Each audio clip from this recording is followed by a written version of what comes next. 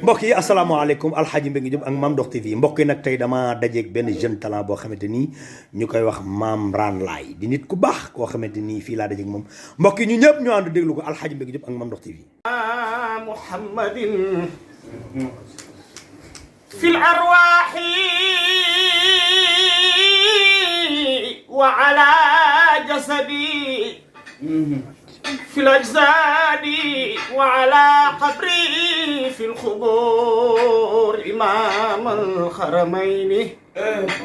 الله عليه وسلم وللخلق سادات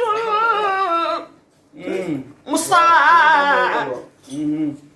وما مثل أحمد مضى ثم لا يأتي شبيه محمد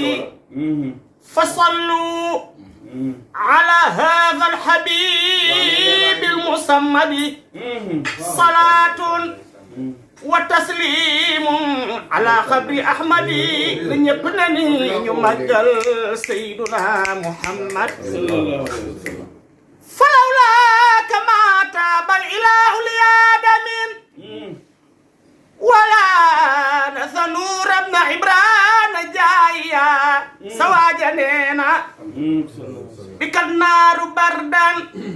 للخليل قد أصبحت وصارت سلاما لا تضر الملاخيا وأضغت غيابات بالجب مأمنا ليوسف حتى صار في الملك صاويا وأنت دعا ذنون في ظلماتي فزايل بطن النون بالله راضيا أجاب بك المولى سليمان إصدعا فنال به ملكا عن الغير نافيا ويدقل borom daara ji neena fatabbat yadaakum ayyuhal usbatu allati tusiu bi rasmil badri sirri bariyati fashullat yadaakum bi sama qad asartuma bina sadri adghana ladaykum ka jamrati sawaja neena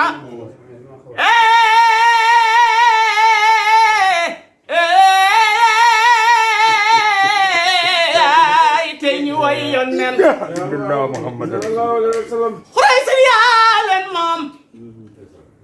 Bani Haasim yaay seen geer Mamadou Abdalaaye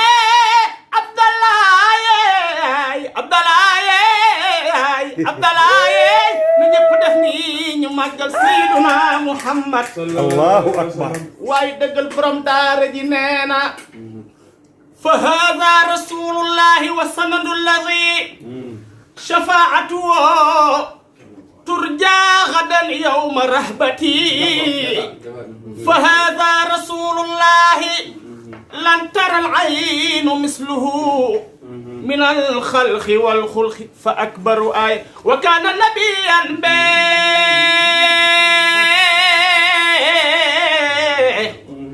نبوة عالما وآدم بين الماء وطين ساوية مستوى فأكرم بمن أسرى به الله ليلة بها اخترع السبع الطباخ عواليا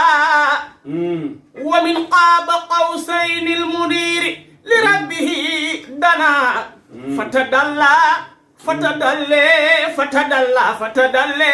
ثم هذا المعالي مستوى أكرم بربي أسرى بحبي ليلا لغربي مع البراء منها لعمري إسراء بلاه به بالروح والجسم ليلا لسماوات فبات يسري وجبريل سرى معه فوق البراق إلى أقصى نهاية